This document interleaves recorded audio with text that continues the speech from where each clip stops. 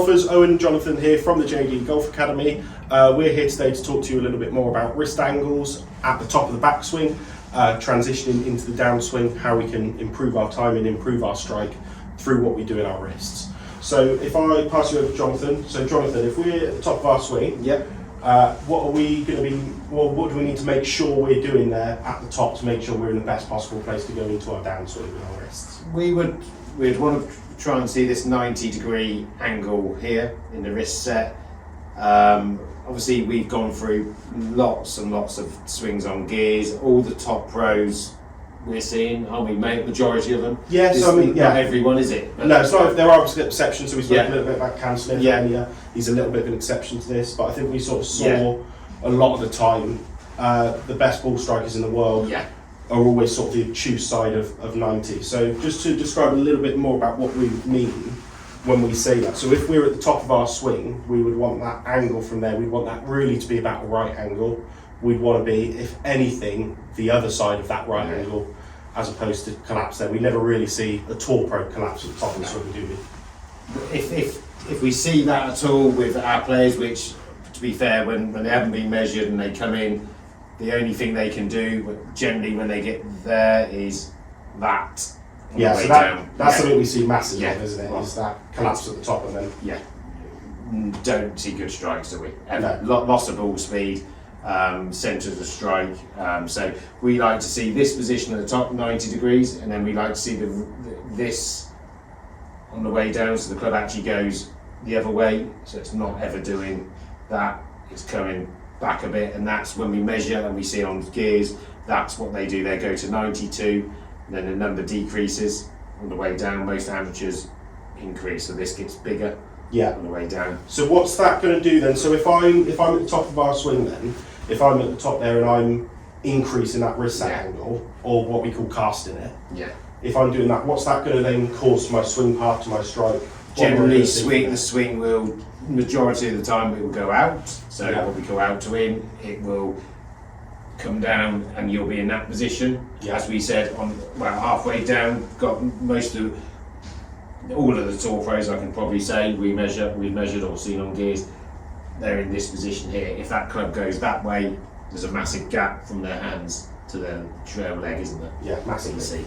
So in terms of this then, because I think it's very easy, you could go very you could be very pedantic with this, and you could sort of say, well, I'm there, I've got 90 degrees of wrist set, but that's on top of my backswing. So I think it's really important that we have got the rest of the body 100% working towards the right place, and we're making sure that we're rotating at the right amount. So that we've got the body's moving, isn't it? We're sequencing the body up to get the club moving in the right way, isn't it? So as I say, it's very hard for someone to get to the top, and if we said to them, right, let's get this angle going that way, it's 1 second the goal swing, 0.25 approximately on the way down. So Christ, if you can think of that, you're better than we are, aren't you? Do you know what I mean? So again, at the top, we would want this position just to happen. If we can soften everything up a bit, isn't it? Yeah, so I think that's a really good way to put it, to be fair. It's sort of the soft wrist. I like that. It's heavy enough, isn't it? Well, that's it, So you let the weight of the club in sort of fall that way. Exactly, And it's sort of that feeling almost, I've always sort of found when I'm doing this myself, I sort of always find a good way to think about it is almost like the butt of the grip comes away from my hands a little bit. So you've got to exaggerate it, haven't you? Do you know what I mean? Sort of detachment there. But that's obviously going to force me to decrease that angle. Someone asked me earlier in a lesson, how would I learn it? And to be totally honest, you've got to put the work in. That's it. Ain't one lesson. People walk in, they expect it to be that, doesn't it? We can tell you guys what to do, and we will do our best to say we can measure, we can tell you whether you are actually doing it. But when you go away from our lessons, you've got to forget the ball a little bit, haven't you? Do you know what I mean? We use airflow balls in lessons. You just got to get to the top, as Owen just said. Then let the club drop.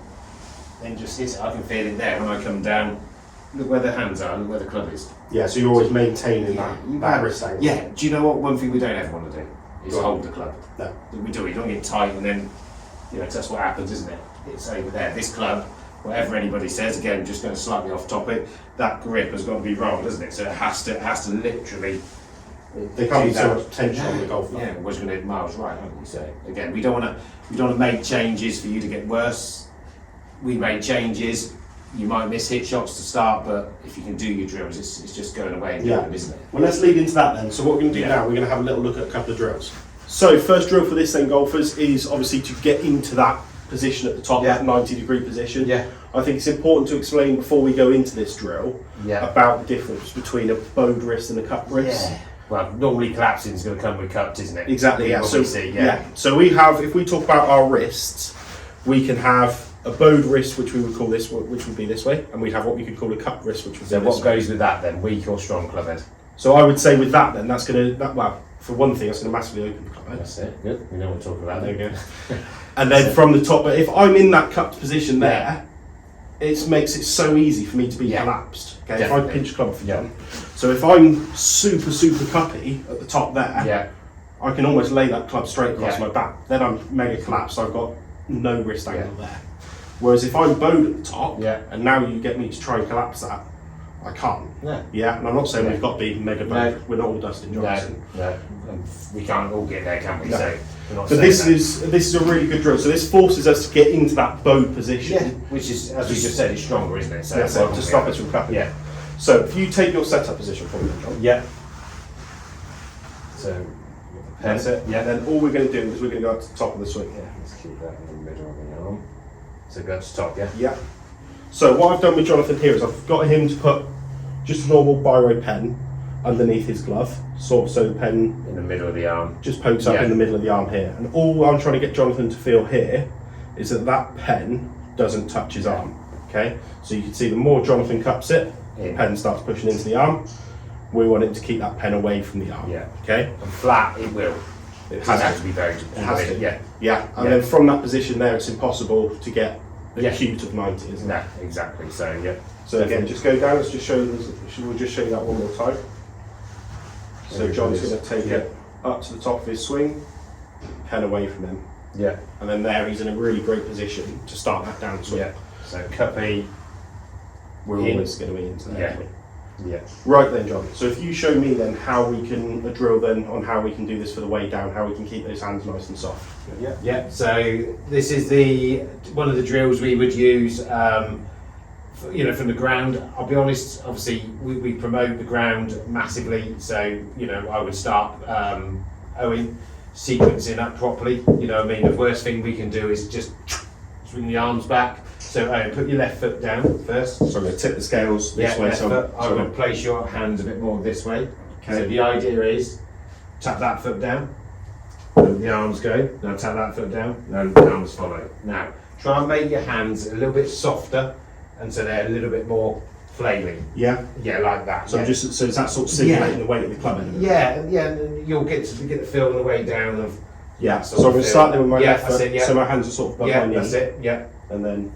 That's it. Perfect. Now look at your wrist bowing on the way down, which again. So that feels so much more looser than how I'd normally get my swing. Exactly. And to be fair, do it again. Just do it again. So do that. Now tap. Go. That's it. Tap. Go. That's it. Yeah. And that's just getting me to soften up my hands so that from the top of the swing I can, like you say, feel that separation between the grip and the handle. Yeah. Let that club come down and compress the ball with the hands in front. But again, we've got proper boards we use in lessons, but this is one we've made. We've literally just put a board. In fact, I'll show you this because it's actually quite cool how we've done it. So it's literally just a wooden board. We put a bit of turf onto it, and it's just a bit of pipe along the bottom of it. Yeah, that's something that we use it all the time, don't we? Yeah, and we ask lessons to just go and have a bit of board. Most people got a bit at home, haven't they? And just that's it. Yeah, room handle underneath them. Fantastic training, definitely. But it is all about. It's really sequencing. Awesome. Yeah, exactly.